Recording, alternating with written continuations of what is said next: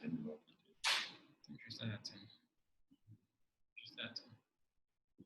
will be joining.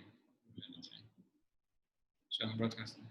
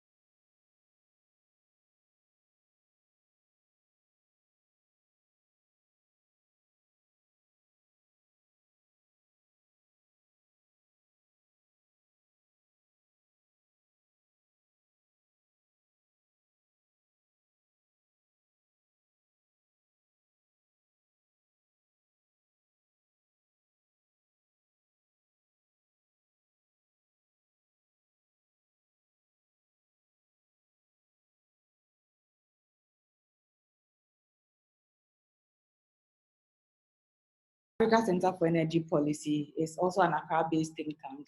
We provide policy alternatives on energy sector issues through evidence-based research, advocacy, training, and advisory services. And then Oxfam in Ghana is an international not-for-profit organization focusing on total alleviation of poverty everywhere. So together, we have done this research, but we collaborated with a number of institutions, a number of individuals in different communities in 3 district assemblies in Ghana. And so the research has undergone validation processes, it has undergone external review, and finally we are happy to launch the research. So you are welcome. Now to begin, I would invite Mr. Benjamin Bwachi, the Executive Director of ACEP, to give the welcome address, after which our partners would also give their address. Thank you.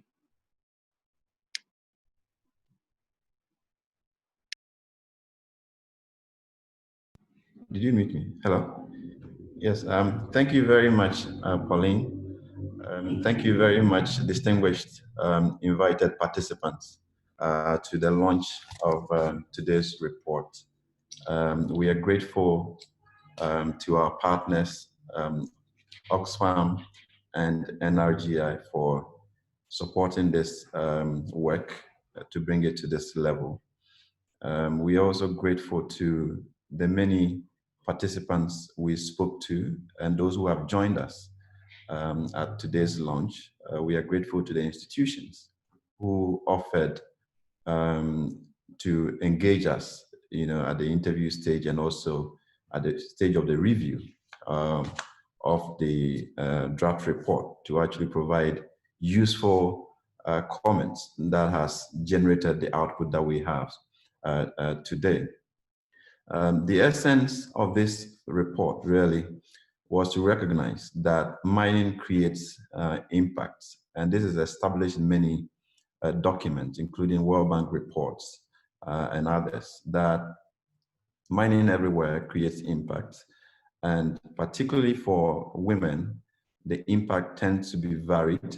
And in Ghana, these reports show that based on some sociocultural issues, women tend to suffer more than men. So we set out to actually understand what the nature of the problem is and how together as stakeholders we can ensure that in spending from the outcome of the extraction of the resources, we can meet some of the needs of women and resolve some of the challenges that they are faced with in the extraction process.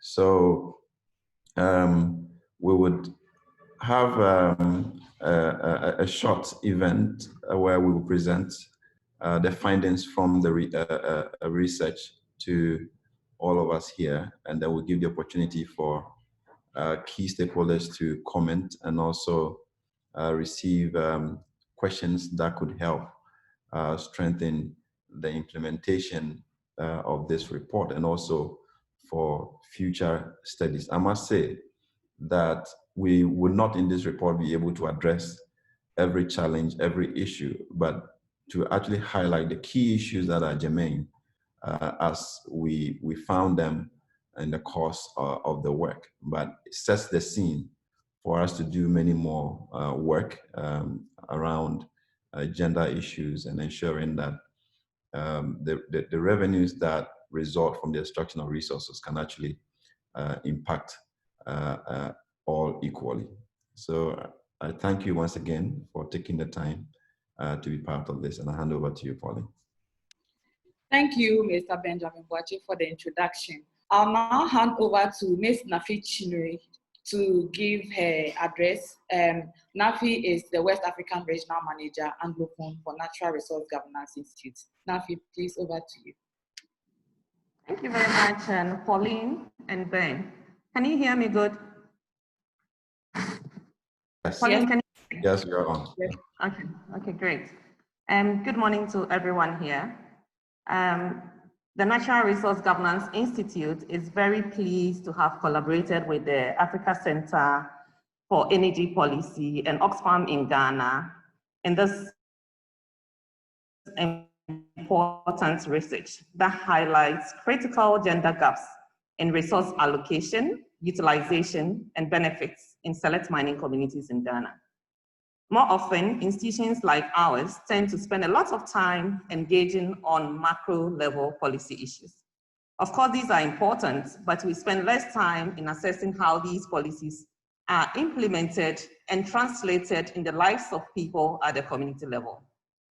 As the research highlights, mineral royalties are an important source of revenues to subnational governments in mining affected communities. The processes around subnational revenue share, that is the decisions around their allocation, transparency in their disbursement, representation and participation around their implementation, for example, are critical steps at ensuring equal benefits of development process in these communities. If these processes are engendered, we could be working towards addressing some of the structural and systematic inequalities that exist around access, participation, and utilization of productive resources in many mining communities across the country. For us at NRGI, this report is very important.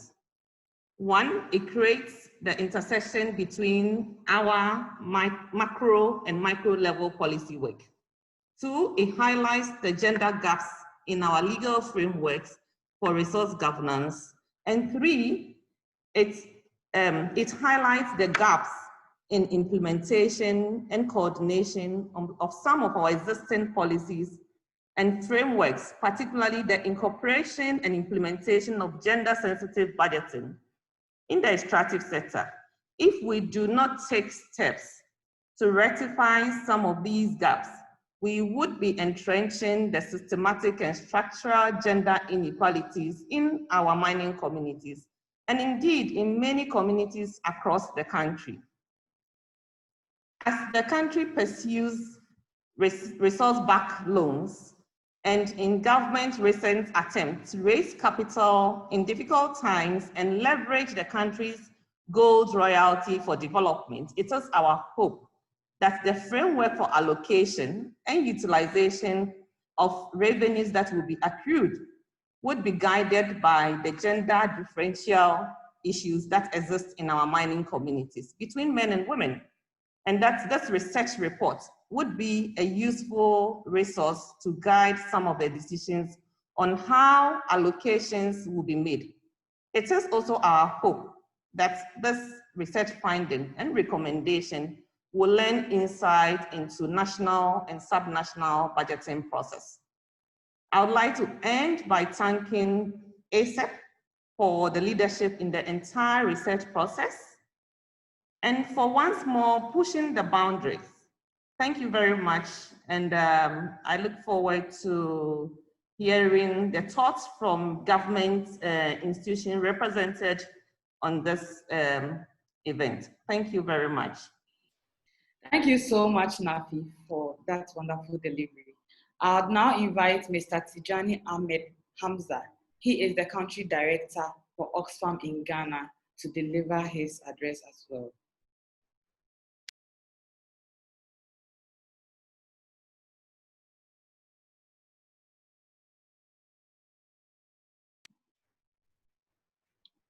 Hello, Mr. Tijani Hamza Ahmed. Can you please hear us?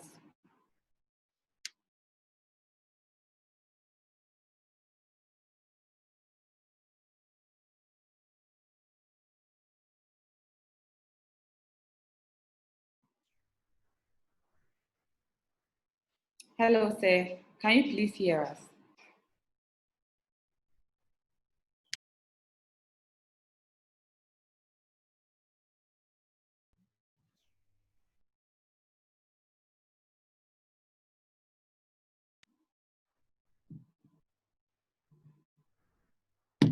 I can see Mr. Tijani Hamza Ahmed online, but I think there's a certain technical challenge.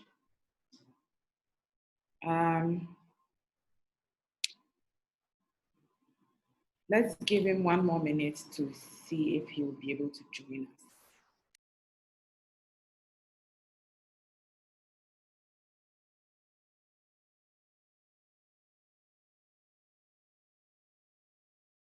Okay, Pauline, I think we can bring TJ in later. So if we can start the presentation, then when he's ready, we can bring him on. Okay, so we'll proceed to the presentation of the research findings and recommendations. And we have Mr. Charles Jemfi Ofori, policy analyst at Africa Center for Energy Policy, to deliver this.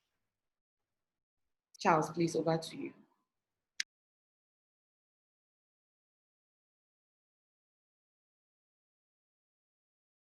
Can you hear me? Thank you very much, Pauline. We want to continue with this presentation. So I'll share my screen and we would continue.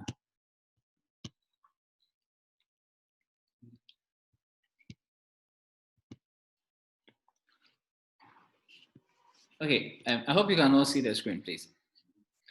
Yeah, so this work was basically on promoting gender budgeting, the case of mineral royalty utilization in Ghana.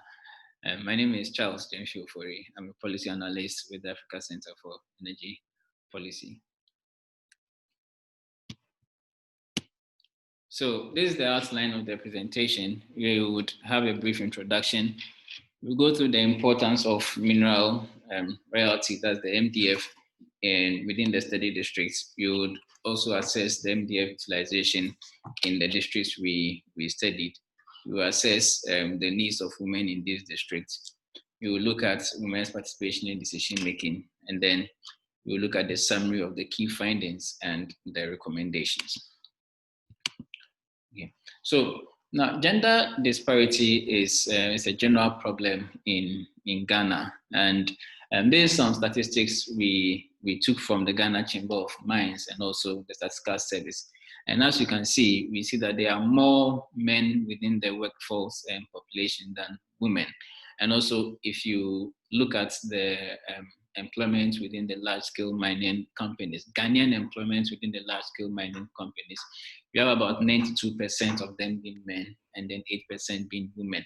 Now, this and other forms of gender disparities are general problems that we can see in Ghana. And we have government showing their commitment and they recognizing the importance of gender equality and women's empowerment as one of the bases for our country's sustainable development.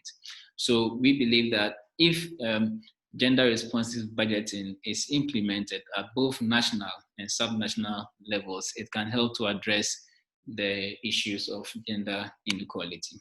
So this research sought to examine 4 key things. The first one is to examine the extent to which local level mineral development fund use is informed by the needs of the community, and also to examine the specific needs of women in mining communities, the extent to which the royalty expenditure meets the identified needs of women, and also the extent to which the key participation of women in development planning and decision making ensure that their needs are met.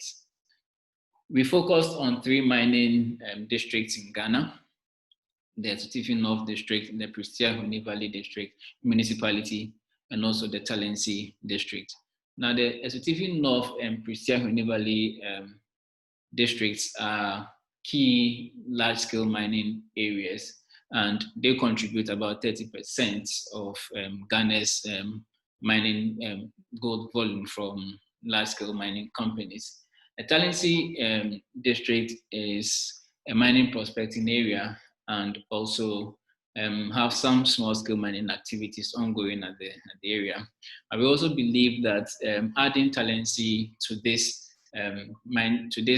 sample, to this scope, will help us to see how, for a company, for a district who is about experiencing large-scale mining activities, what kind of expectations do they have, and also what kind of needs can be addressed with mineral royalties when it begins to trickle in.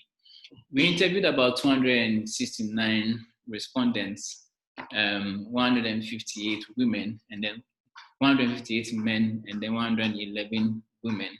And they were mainly representatives from district assemblies, assemblymen, assembly women, the traditional authorities made up of the chiefs, and then the queen mothers, women's groups, non-governmental organizations, youth groups, and other key identifiable groups we saw who are also into development planning within the various districts. We also sought information from the district assemblies, secondary data on royalty receipts, information from the MDF Secretariat, information from the NDPC, and also the offices of the administrator of stool lands provided us some secondary data on royalty receipts and royalty utilization.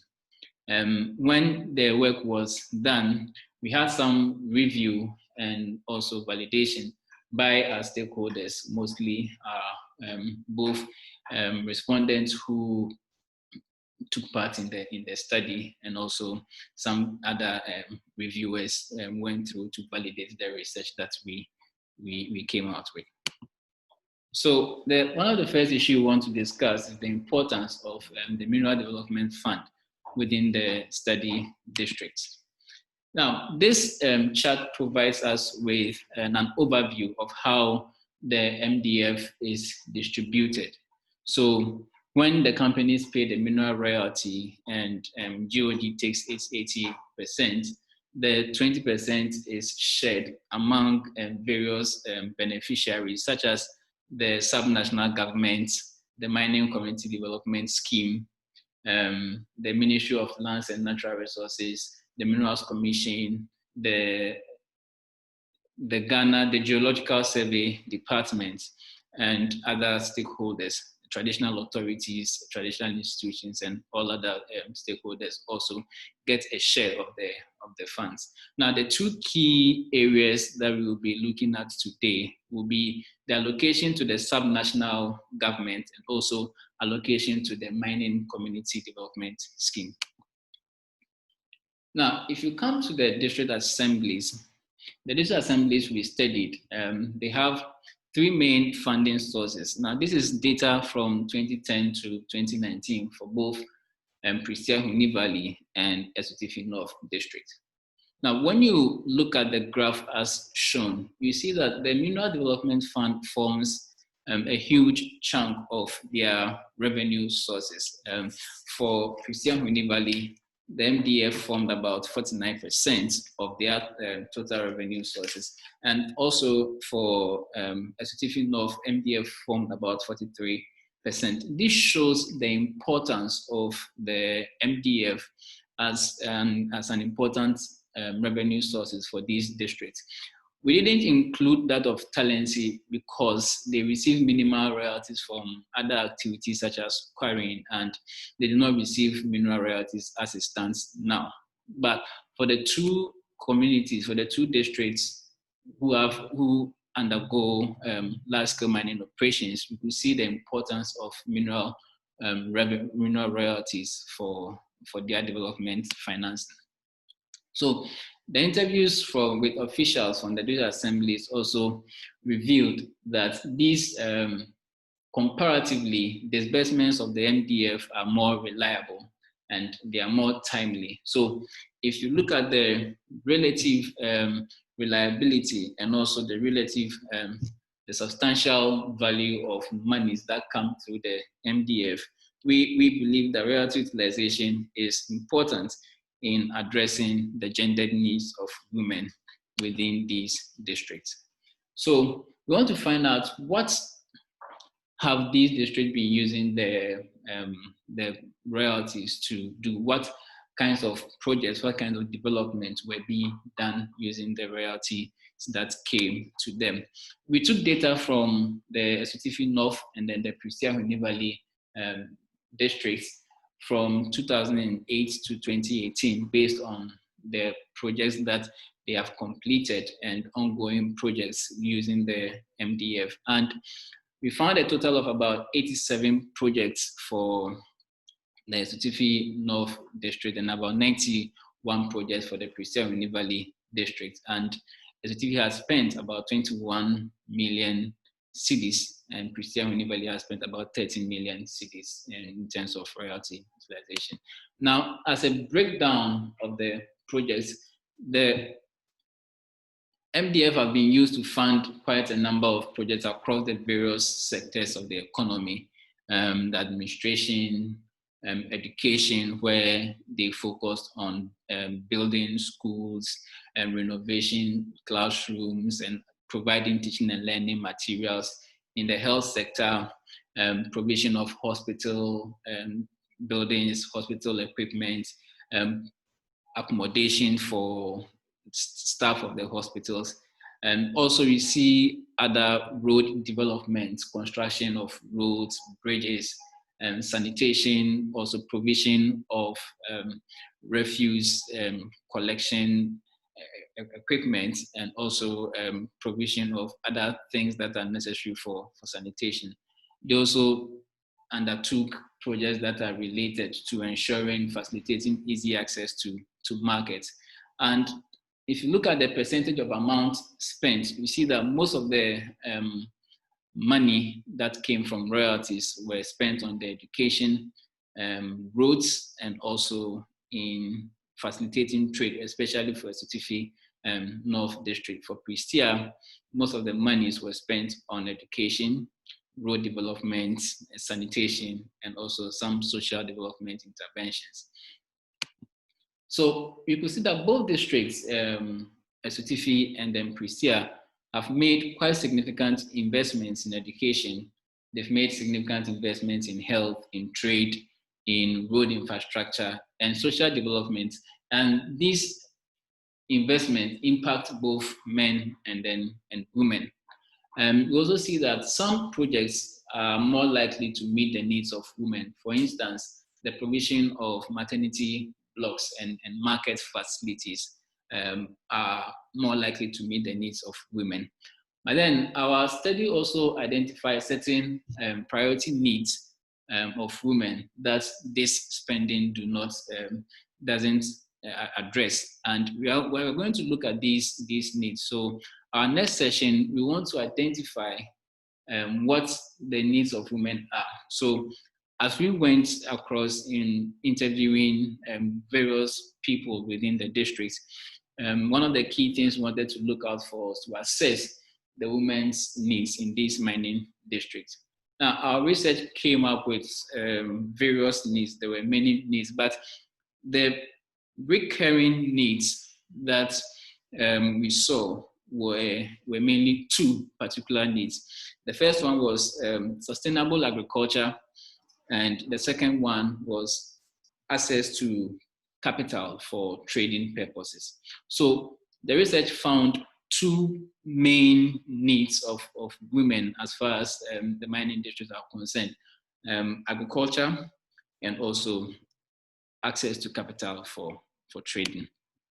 So once we look at the particular needs of women in agriculture, now the results from our interviews show that the majority of women in these three districts, Asutifi North, Christia Huni Valley, and Talensi, are employed in agriculture, and particularly most of them are peasant farmers. And this finding corroborates with that of the Ghana Statistical Service in 2014, who estimated that about 46% of women are engaged in agriculture in the Asutifi North district, and then in 45% of women engaged in agriculture in the Christia Huni Valley municipality, and in Talensi district, about 48% of women are engaged in agriculture. Now, the key challenges for women in agri that we found were three main things. The first one relates to security of land tenure and access to farmlands. The second one relates to access to capital and agri support service. And the last one relates to access to markets, storage facilities, and processing facilities. So we are going to take these issues one after the other. So for security of land tenure, one of the things we saw was that women farmers are particularly cultivating on customary land, and these lands are generally within the control of family heads and then traditional authorities, who are predominantly men. Now, particularly in the Asutifi North and Christia Huni Valley municipality, we saw that the custodians assign lands to both men and women. So ownership of lands go to both men and women. But in Talensi district, we see something different, slightly different. Women generally do not own lands. And what we saw was that the access to land for farming is particularly tied to the life of their husbands or their male children, which means that getting or accessing land for a woman who do not have a male personality within the family may be difficult. So we've seen some interventions from government and then the district levels, particularly in the Talensi district. We saw that there are Greek departments within the district assembly collaborated with the Northern Ghana Governance Action, which is NGGA, to form a platform for women in agriculture to help to facilitate easy access to land. So what they do is that they advocate for land access with these custodians of land to provide lands for women to farm. And this have yielded quite a number of results.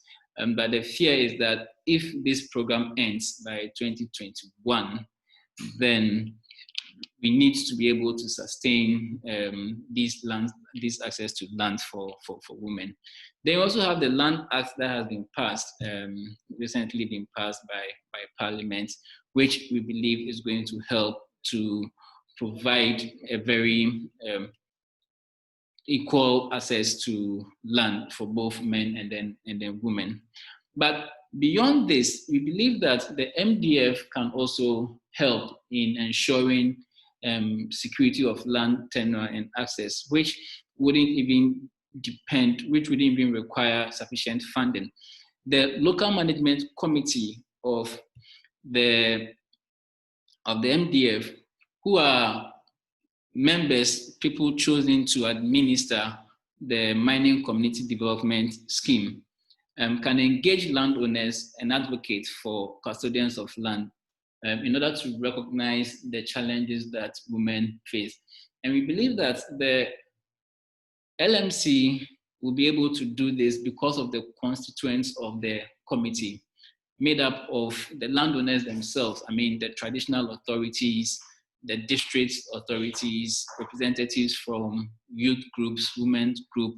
So the LMC is better placed to do these kinds of engagements and advocacy for the land, for custodians of land, to help them recognize the challenges of women and to help them access land. When it comes to accessing capital for agri support services, we saw that most of the women farmers are unable to pay for even the subsidized fertilizer, which they say that it's required to be paid upfront. And they would have preferred that perhaps government supplies the subsidized fertilizers on credit and would allow them to pay after the cropping season with earnings from their harvest. There's also the problem of lack of access and to support certain agricultural support services such as tractor services. And particularly in the Talensi district, we saw that the women complained that the acquisition of such services is driven by relationship of the farmer with tractor owners, which affects their level of competition. And also, they are unable, most of them are unable to pay for tractor service, even at a subsidized level of 50 cedis per acre. The government have provided some interventions, fertilizer subsidies, and some state-led agri mechanization efforts. But the MDF can also provide access to these needed inputs. And the LMC, which is also, as we already explained, the administrators of the Mining Community Development Scheme, can also provide access to these needed inputs and services on credits to support women farmers. And this can be done mainly through the Mining Community Development Scheme set up to provide funding for communities that are affected by the mining. The last challenge we saw with agriculture was access to storage, processing facilities, and ready markets. Women generally, I mean, farmers generally face significant post-harvest challenges because of the unavailability of certain processing facilities and storage facilities. So the challenges we see is that perishable produce will rot, or because you want to sell them at a quicker pace, the produce are sold at prices which are way below the marginal cost of production. So there's that level of loss in there. And then when it comes to food processing, for instance, palm nuts in the Christian Valley municipality, and also shea butter in the Talensi district, you see that women will now resort to laborious traditional food processing methods, and such methods have issues with scale and also health impacts.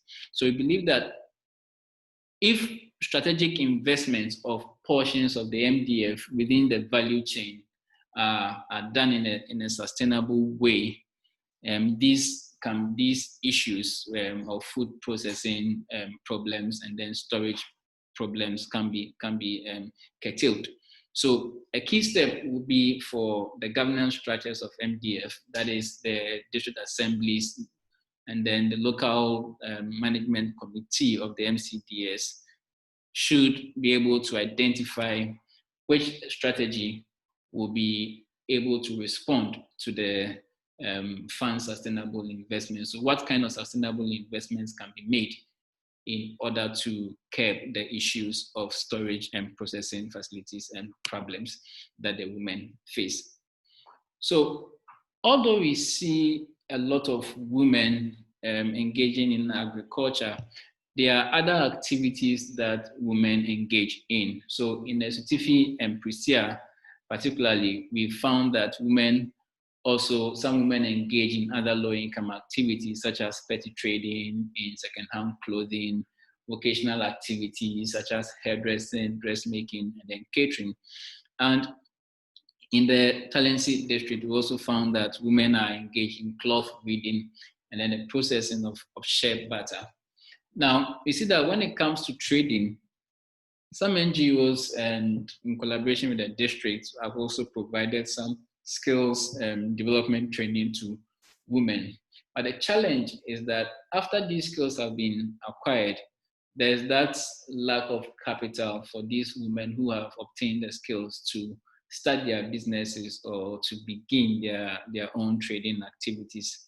And there have been several attempts to address these challenges of access to credit, which has been largely unsuccessful, particularly due to excessive politicization of these interventions. But one particular success story we saw in the Asutifi district was with the Women Consultative Committee in Asutifi district, which is established by a mining company, Newmont Mining Corporation, set up in 2009, that provides a revolving fund to give soft loans to women for their economic empowerment. Now, the fund is managed by a 9-member committee, and this committee is drawn from the membership of the Women Consultative Committee. And these members have been given training into fund management and administration of such funds and undergoes regular audits. And reports we saw indicates that between 2009 and 2014, the fund has seen a 95% repayment rate. And we've seen that the independence in the governance structure has also contributed to the success of sustaining the operations of these funds. So we believe that the role of the MDF, a portion of the MDF can be used to set up a revolving fund that has a depoliticized governance system. So if we're able to introduce independent stakeholders into the governance of the fund, we believe that these stakeholders should include recognized community groups, leaders of women associations, and other recognized groups within the communities. And these funds can be subject, or they should be subject to regular audits and transparency assessments. And such administrators of these funds should have training, the adequate training into risk management and fund administration to ensure that these funds are sustainably managed. This can go a long way in helping to provide the access to capital for women. Now, the other issue we want to discuss is women's participation in decision making. So once we've looked at addressing women's needs, we also believe that how far have women gone when it comes to making decisions, especially in royalty utilization across the districts. Now, the decision making are grouped under certain categories. The first one is the medium-term development fund planning for the district, which looks at about a 4-year development planning for these districts. And the NDPC has, or the National Development Planning Commission has a guideline to district assemblies. And this guideline also includes the need for assemblies to take into account the various gendered needs of people within the district. That is addressing the specific needs of men and then women. What we saw on the field was that the needs assessment that is undertaken by the district assemblies, they adopt a communal approach. So we see that there is the situation where the wider needs of the society are discussed to inform the priorities of the community. And we also saw that the processes of engagement have become more consultative at the grassroots levels.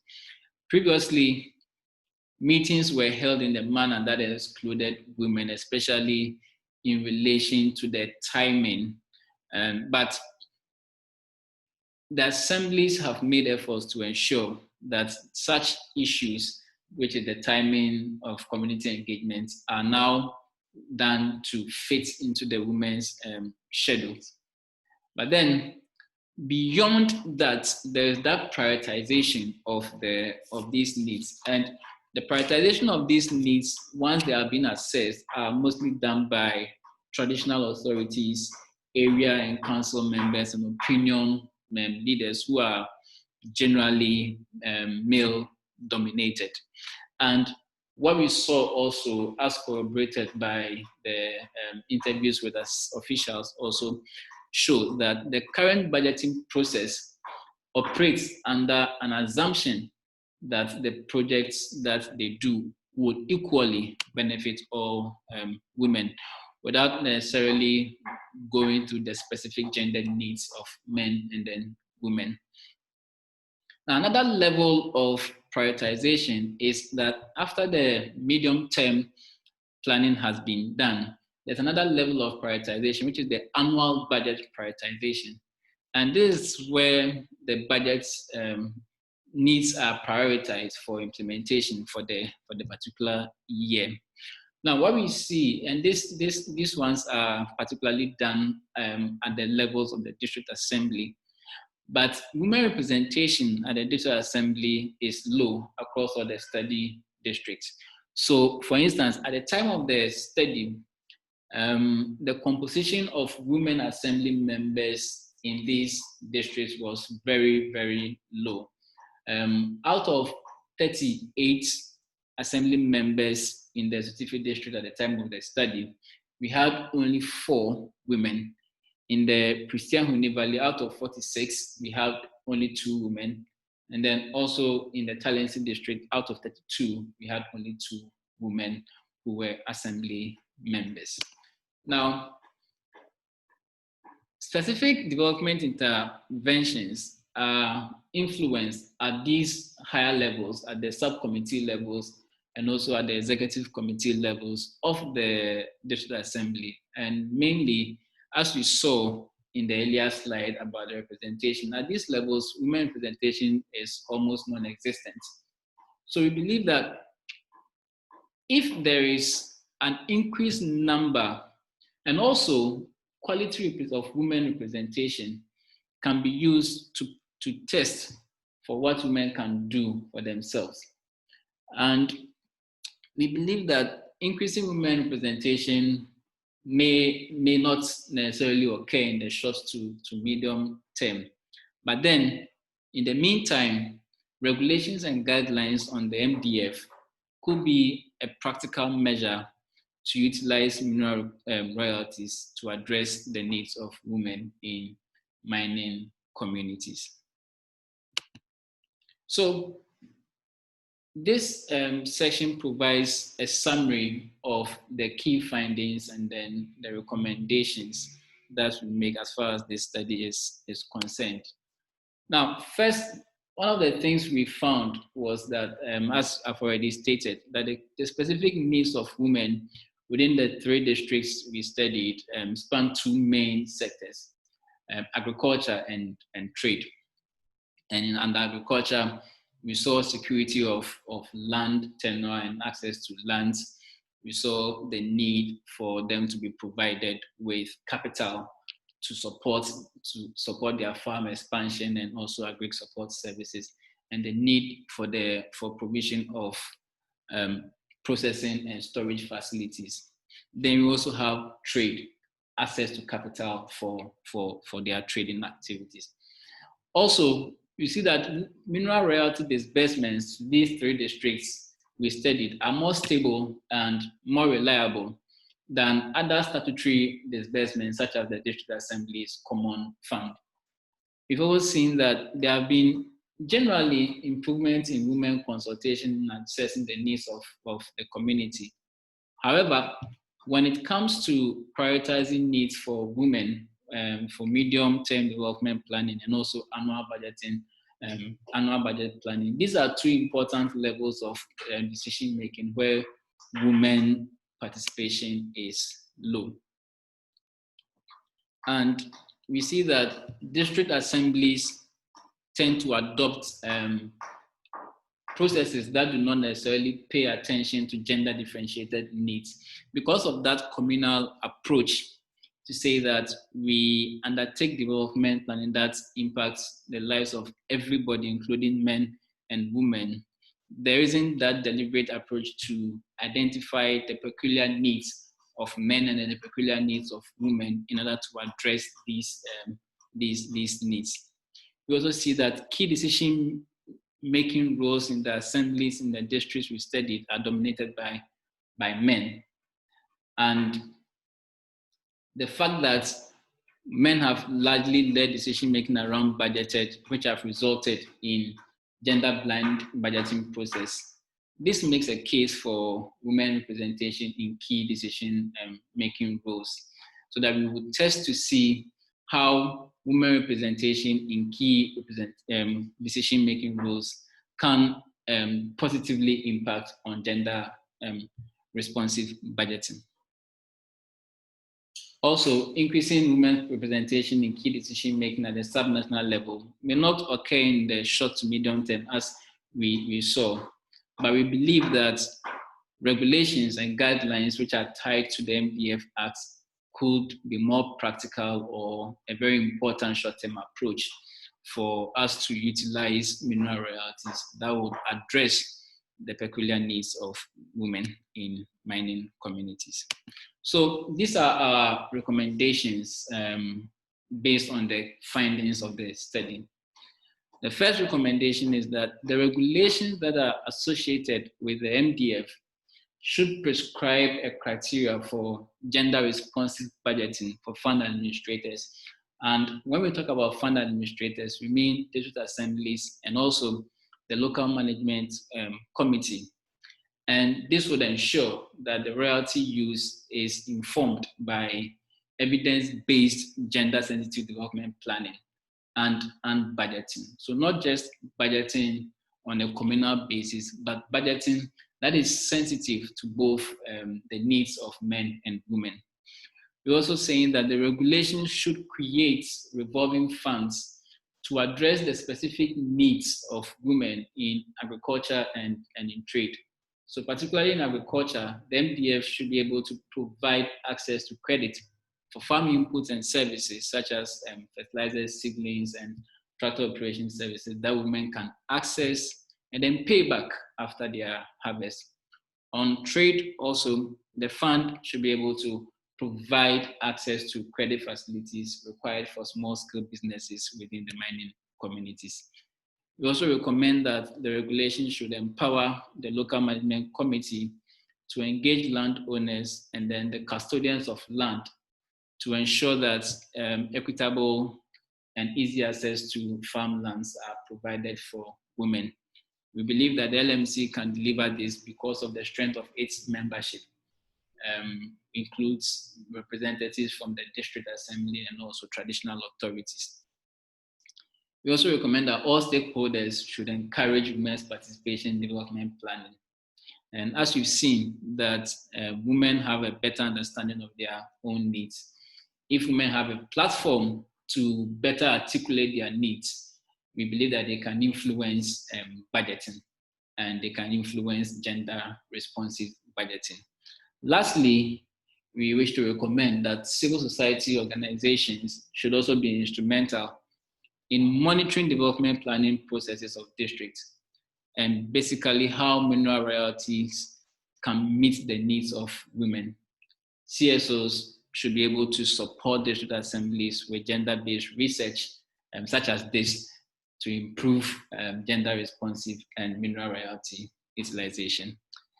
Thank you very much for your kind attention.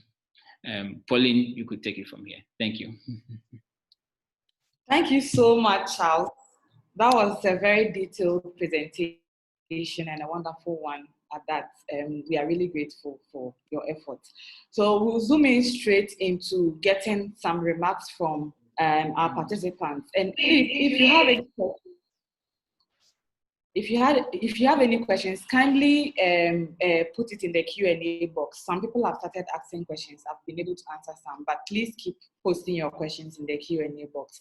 In the meantime, I'd like to acknowledge certain people in our presence or certain institutions. We have representatives from the Ministry of Finance, the Mineral Development Fund Secretariat. We have some chiefs and queen mothers with us. We have officers from the 3 district assemblies, Christian Valley Municipal Assembly, Talensi Assembly. We also have from Estifi North District Assembly. We have from the Ministry of Finance, Minerals Commission, and a whole lot more, the National Development Planning Commission also. We thank you all for your presence and your participation. We also welcome our partners to the program. Now we'll zoom into remarks from certain participants whilst questions from participants roll in. So I'll first of all call Mr. Emmanuel Okan. He is the protocol officer at the Mineral Development Fund Secretariat, to give a brief remark, at most 1 minute remark about the research and how it's important for the work of the MDF Secretariat. After him, we would invite Dr. Kojo ACEP Mensah Abrampa, who is the Director General for the National Development Planning Commission, to also give his reaction. Thank you.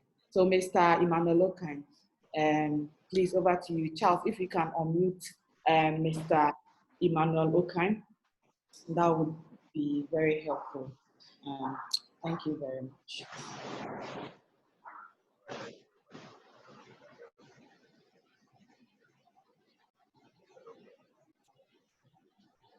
So I think I'll mention the people who would give the remarks so that we can unmute them and move faster. So the first will be Mr. Emmanuel Okan, the protocol officer of the MDF Secretariat. After him will be Dr. Kojo ACEP Mensah Abrampa, the Director General for National Development Planning Commission, NDPC.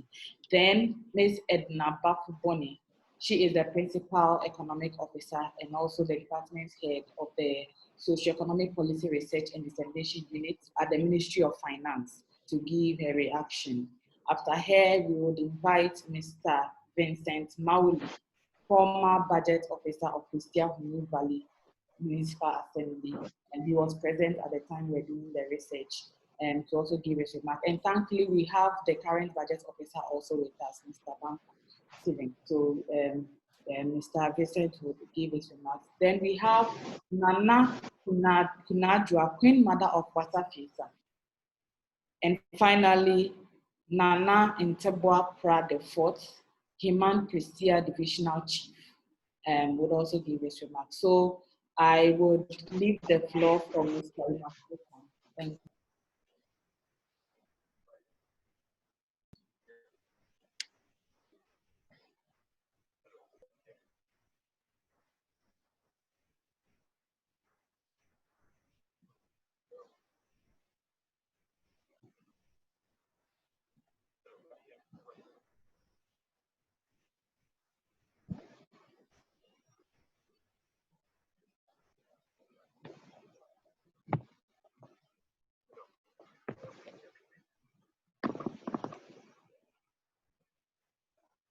Mr. Okan, you're on now.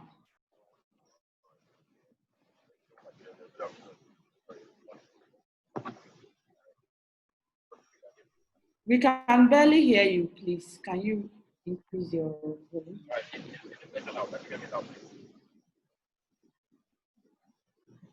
Hello? Yes, can you hear me? Very thank you. Okay, whilst you resolve the sound issue, can we invite Dr. Kojo ACEP Mensah Abrampa so that you can resolve the sound issue, please? Yes, thank you very much, Paulina. And let me first of all acknowledge your guests and for this very important discussion that we're having this morning. I'm very, very happy I did not miss this because I have to reschedule 2 meetings to join you this morning, and I think it's worth it. I had the opportunity also to read the document that is some time ago, because it came to me quite a month or so to my desk, and I had to do that. But I had the opportunity to look at the draft at the time that my team was reviewing. Let me say that this is very, very important. And for me, it has a personal touch, because I spent most of my childhood in mining areas, born in Bibiani, spent my youth days in Dunkwa, and then grew up in Takwa. So I appreciate a lot of your findings and a lot of the conclusions you've made, particularly regarding women, because in many of those areas too, I stayed with my mother, who was also working along in these mining areas. And I could see that these are things which is not only affecting a single person, but affecting lots of people. And definitely, if you take women to be half of the population, then you're talking about half of the people living in the mining areas and more. And it stretches even to children, because in many of these mining areas, it's the women who bear the brunt of a lot of these costs which accrues to these mining activities.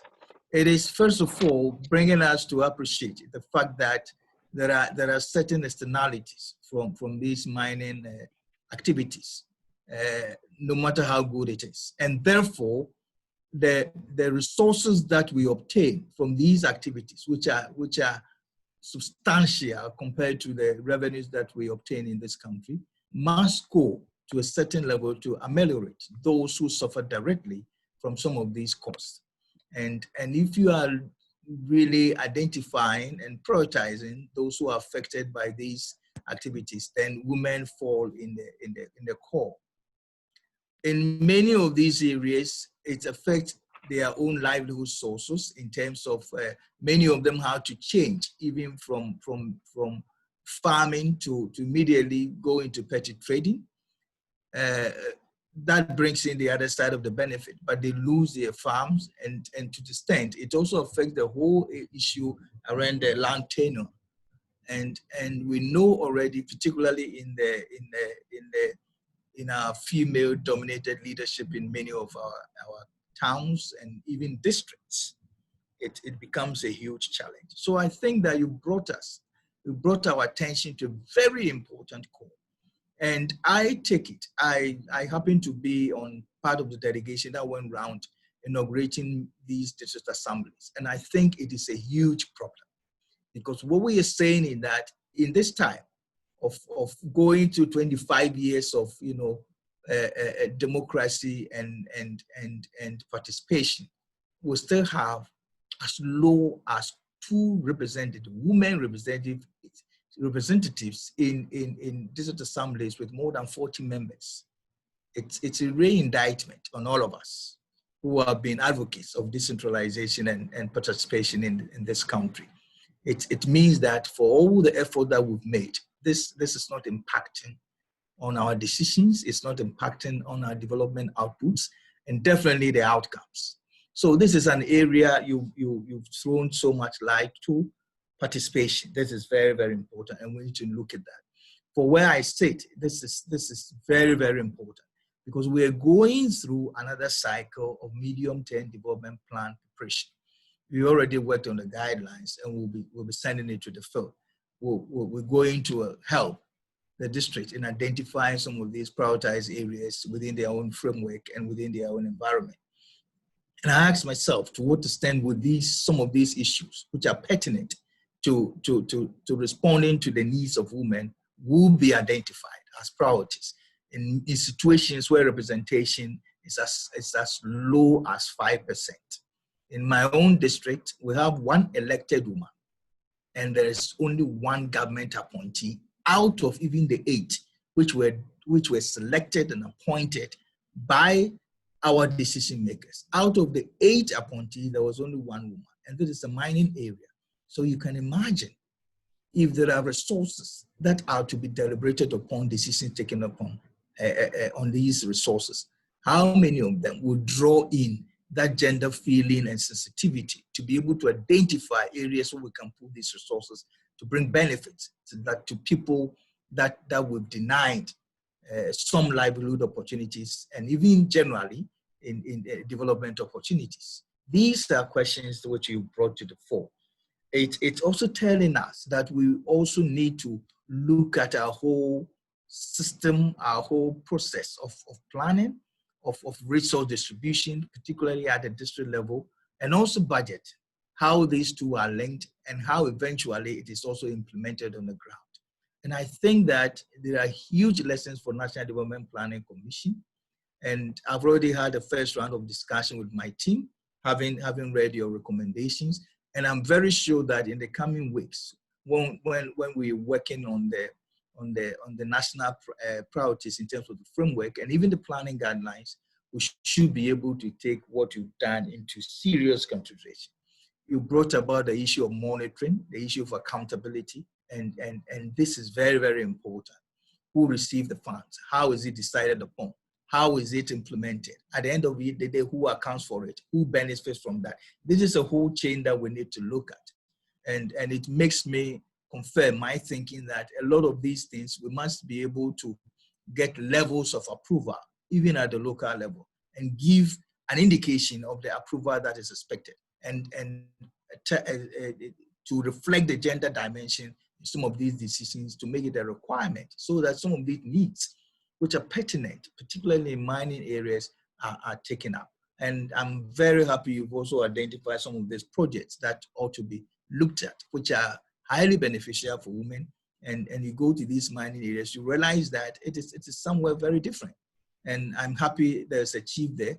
And sometimes the preference is to build a palace, renovate a palace, rather than looking at some of these very little funding which can support small-scale businesses for these women who have been deprived of some livelihood opportunities of a sort.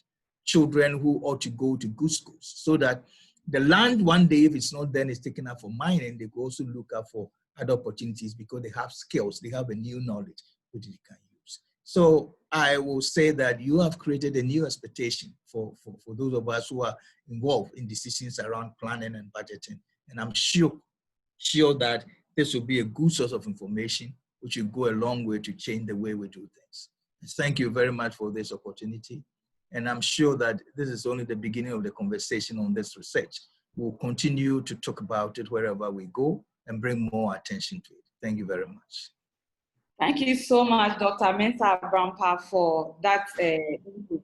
We are glad that the NDPC will take the findings and recommendations to heart and work on it.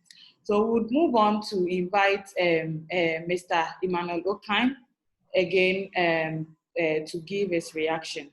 Kindly make it brief so that we can proceed to the launch and conclude. Thank you. All right, very well. Thank you so much, Felina. I don't know if you can hear me. Yes, we can hear you now. If it's very okay. And sorry for the earlier communication gap. And thank you everybody for the opportunity as well for the MDF Development Fund to also have a word on this very important research.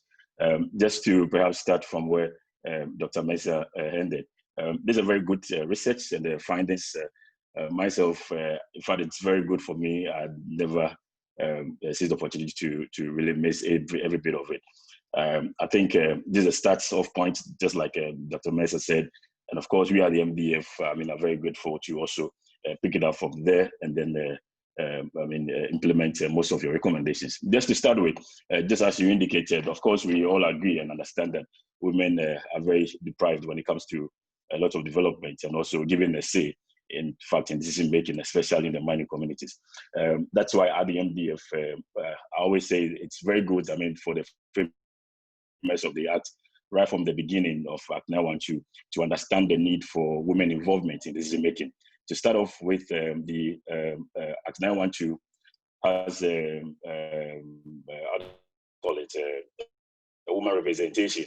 On the fact that the MDF board chair is a female, the Act also mandates the MDF to also have a woman representative, which is actually nominated by the Minister for Lands and Natural Resources. So to us, that is also just a starting point to get women involved in at the highest decision-making body of a very important fund like the Mineral Development Fund. To nail it down to the implementation of the funds at the local level, hence the need for the establishment of the local management committee. What we realize also is that, just as Charles indicated, the Act again mandates the LM's information to have a women's representative on the committee. This, of course, I believe all this is, is geared towards getting women involved in ensuring that they also have their say, so that developments, they will not be left out in the socioeconomic development in the various mining sector. And so far,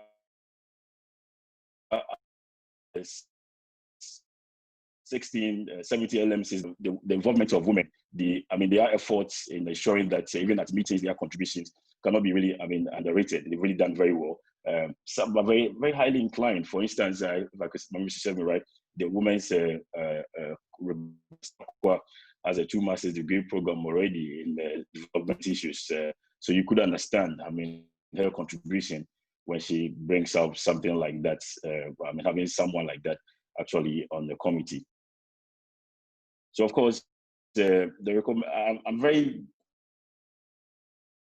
happy as well with the ensuring that the traditional authorities will give access to land to these women to also, have opportunity to develop their own, livelihood. This is to us, and of course, I'll just channel this to my boss, the Dr. Norris, who unfortunately is not here to engage in other very important engagement at the moment. But of course, channel through him to the board and ensure that these things are available at the board level. And then of course, we go ahead and ensuring that we implement some of these key recommendations that we made. So we should say, this is very good. We encourage more civil society organizations to again go into things like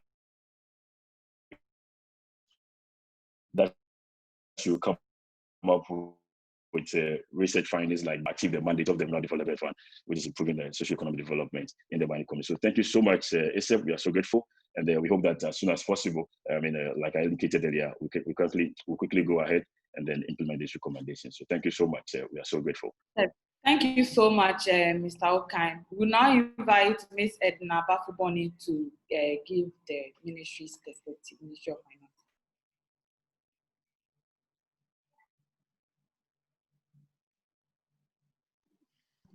Kindly, okay, great. A very good morning to you all, dear participants. And I want to say thank you to ACEP for this research. In fact, the Ministry of Finance is grateful for the opportunity to also contribute its quota into the research.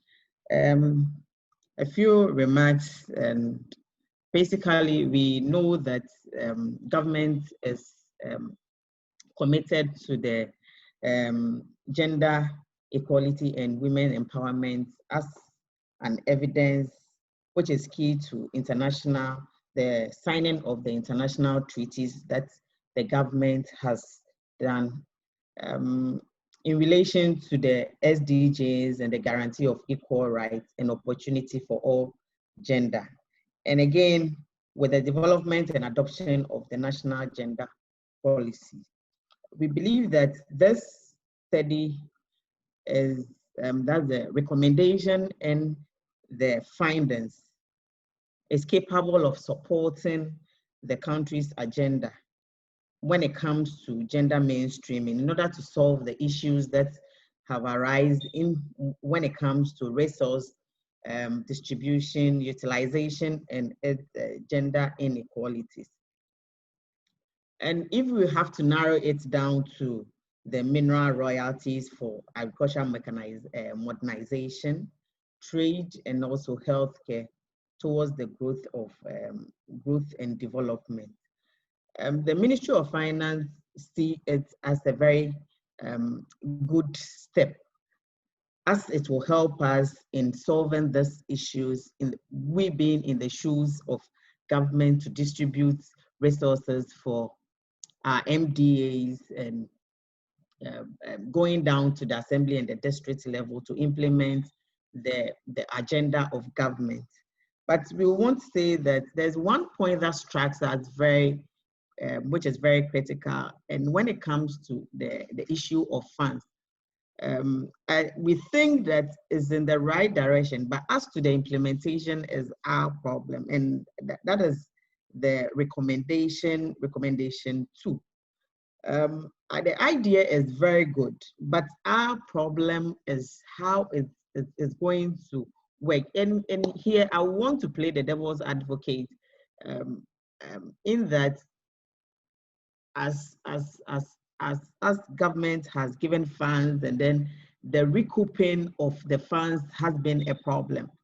So we will want to recommend that if we want to take that kind of steps, and in this case, the recommendation, if the recommendation is going to be implemented, then we want to indicate that there's a need for education of the people, so that the funds will be known to them that is for the community. Hence, the payment when it's being given to them. That is one of the recommendations that we think that it is necessary, but at the same time, because of initial experiences when it comes to funds that are given to individuals or groups to implement their objective, how we've been able to recoup percentage is our problem. So if this is going to be implemented, then we will want to say that we want to see it, the recouping of the funds, so that we don't start and then we end at a point. And then if we are not getting the recouping of the money, then it means that it's going to be one-sided. Some people are going to gain whilst others lose, even though it's for the community. And also, we want to again indicate that the argument of women being good creditors may support that agenda. I think with all the recommendation, that is where we want to dwell. And then the last but not the least is what the presenter indicated when it comes to land tenure system, which is very critical when it comes to agriculture. Because if you have the land and you have problems with the acquisition of the land, it means that your produce, you will not be effectively managed, and then you will not get the funds which you need to pay back your. So that one too is very, very important, as the people will have to come together to rectify that very particular issue when it comes to land tenure system. For Ministry of Finance, I think this is a step in the right direction, and we are grateful for the contribution that we've been able to make. Thank you very much. Thank you so much, Edna. So we'll move on to our last 3, and then we'll draw the curtains with TJ, Mr. Tijani giving the closing remarks and the launch. So I'll now invite Nana Abna Kunajwa II, Paramount Queen Mother of Wasa Fiesta, to give us the local perspective. After her, we would have Nana Antebua IV from Human Christian Divisional Chief. Yeah. So Nana Abna Kunajwa II, please, if you are around, kindly activate and speak to us.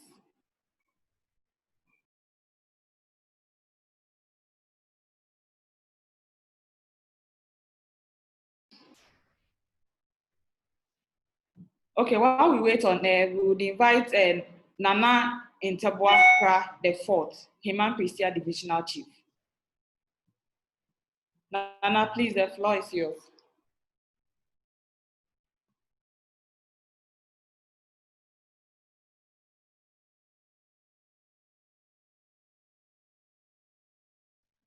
Can you hear me? Yes, please, we can hear you now. Yes. All right. Good morning to your panel members. First of all, let me commend ACEP for a very good job done on this research. And I believe it will go a long way to help various assemblies and the nation at large. I think there is a need for us to focus on capacity building for our women who are engaged in farming activities in the various districts that this research was conducted. I realize in Pristina Valley, there are 45 women engaged in subsistence farming and other farming activities. I believe it's good, but if we can do more work for them, they can do their best to attract other women and also to be able to adopt to other modern systems of farming that we have in our country. And there is a need for them to be also be taught on how to keep proper records on their.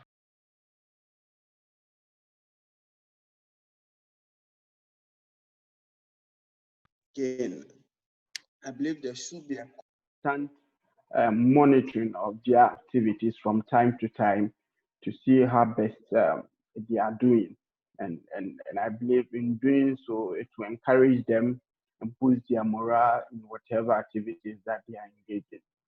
And I believe it is important for various assemblies to do their best to adopt these findings and study it well and see where they fall short and adopt it in their various assemblies to help them in the gender gap within mineral royalty distribution in our country.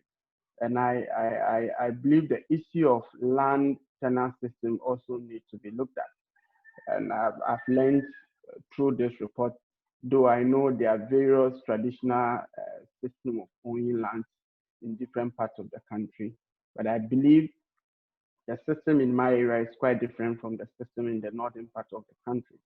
And as a matter of our fundamental human rights, everybody should have access to land, access to property, access to various amenities that wouldn't affect their human survival. So I believe ownership of land where women are bad from, there is a need for them to look at that area so that women can have direct access to land ownership in their farming activities and other traits that we want to engage women in. Let me say, under the local management system of the mineral royalty, I happen to be a member, and we have a female representative in there. I believe I will channel these findings to the LMC so we take a second look at women development, not necessarily farming, but different areas that they may have interest in, so as to build their capacity and help them in any field that they find themselves in. Thank you very much for the opportunity.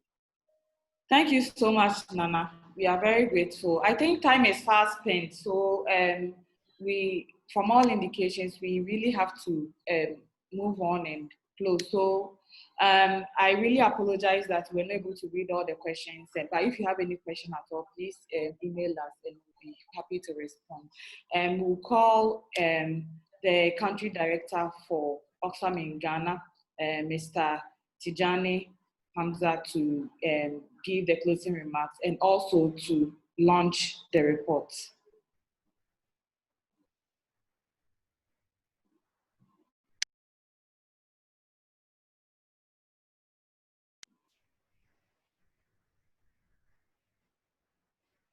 Mr. Tijani Ahmed Hamza, please, the floor is yours now. Thank you.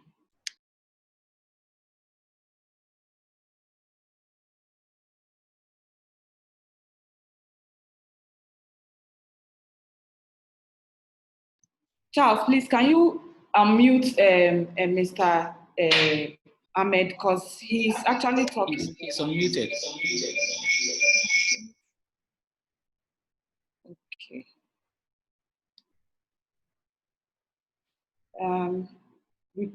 We can't hear you, Mr. Ahmed.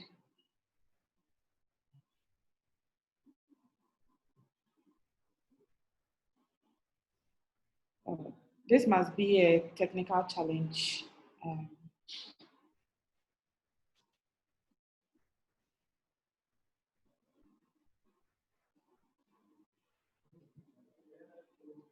Okay, so at this point, I think I would call in Mr. Benjamin Boachi to give the closing remarks. So while we are waiting for Mr. Tijani to respond and launch the documents, we would like to respond to certain questions that came. The first one was from Mr. Tas, if I got the name correct. We were asking whether we probed into how the criterion for being deliberate for gender responsive budgeting would be. Yes, that's what we mentioned, that there should be a deliberate gender responsive budgeting, promoting women and also promoting women to be part of leadership in the long term. So we believe that in the short term, there should be that deliberate approach for governments within the subnational level and also the central government level to begin to budget in such a way that the specific needs of men and women are met. Then in the long term, the need for them to promote women to also be part of leadership in taking these key decisions, especially at the district level. And there was also a question on how men who control the finance and then the land will be tackled. So in that instance, we mentioned that for the lands, we have the formation, the constituents of the local management committee who are well placed to handle these issues and advocate for women's access to land.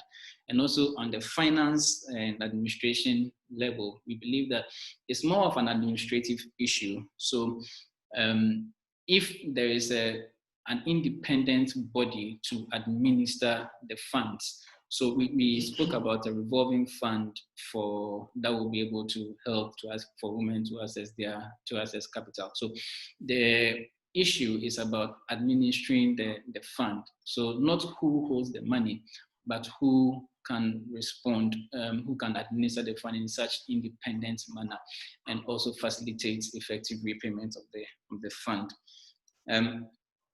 Mr. Dixon was asking about whether we looked into some of the challenges for women. This we take notes about certain challenges in fertilizer distribution, but this research was also trying to identify what are the challenges that women also face in agriculture.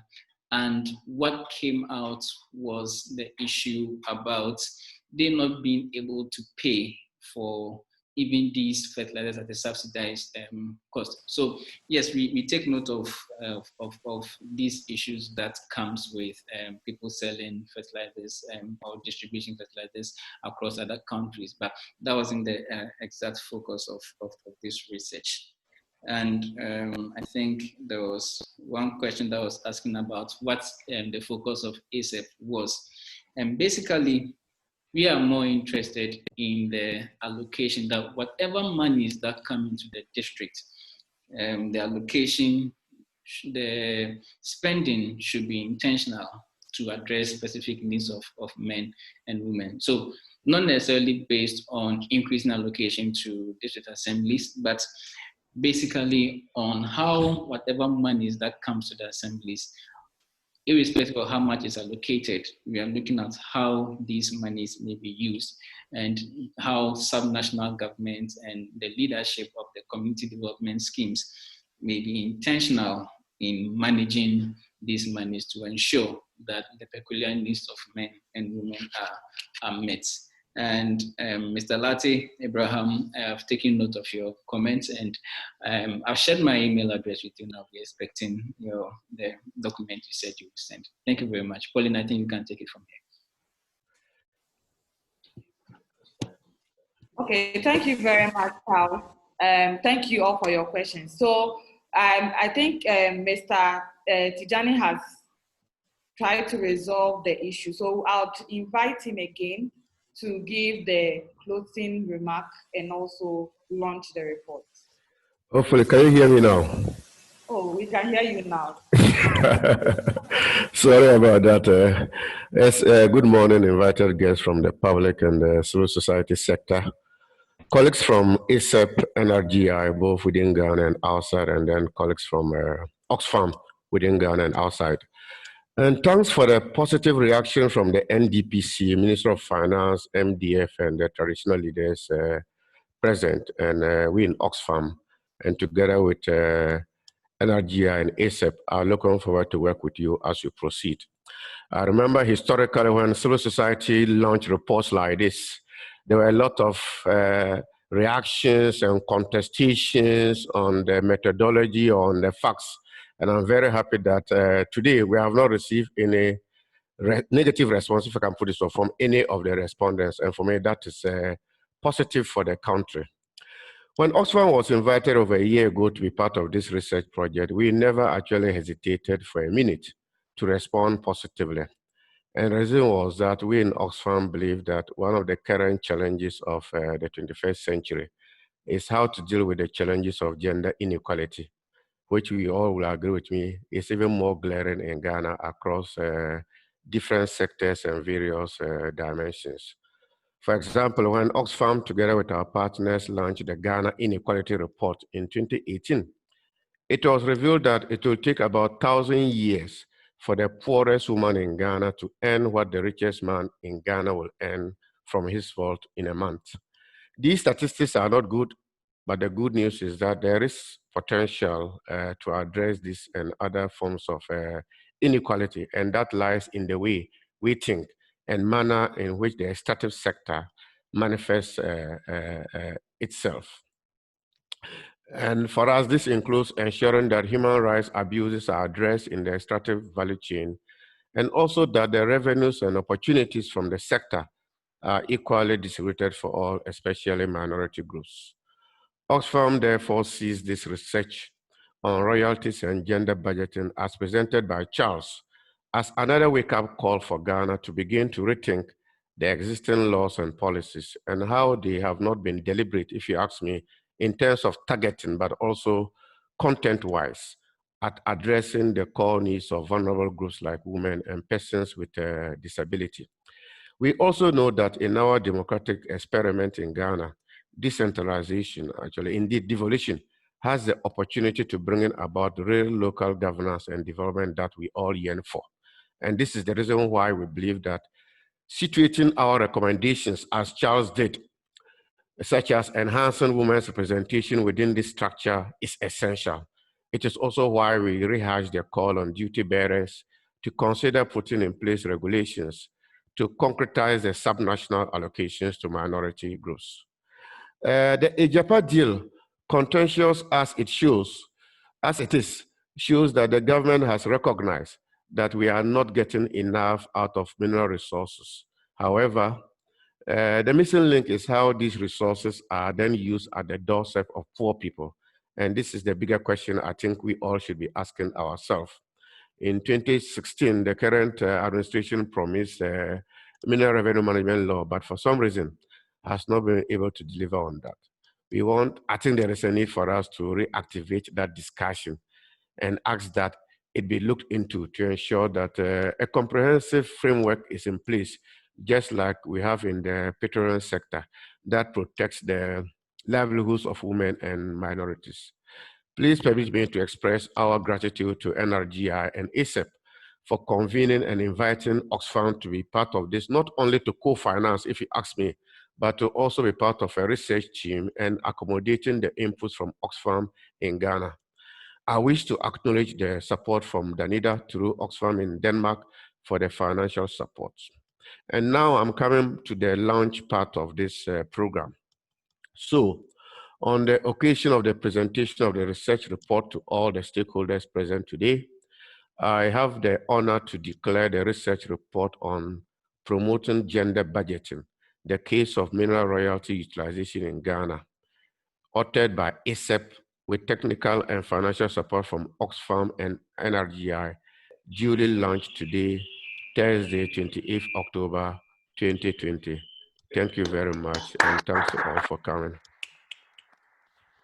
Thank Thank you so much, TJ. Thank you, everybody, for attending the launch and for spending time with us. We are truly grateful. So we'll get the last word from the Executive Director of ACEP and then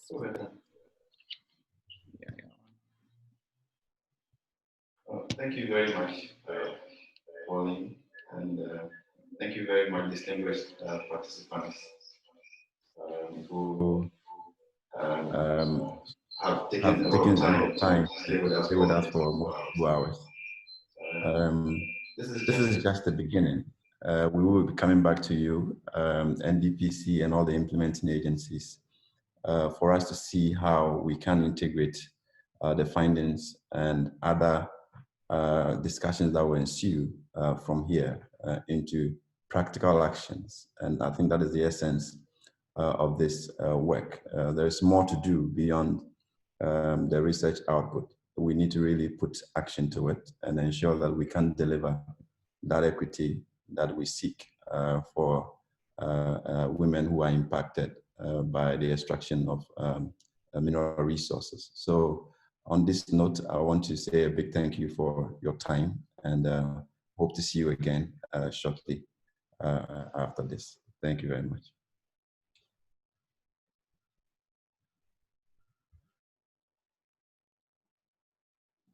So, Pauline.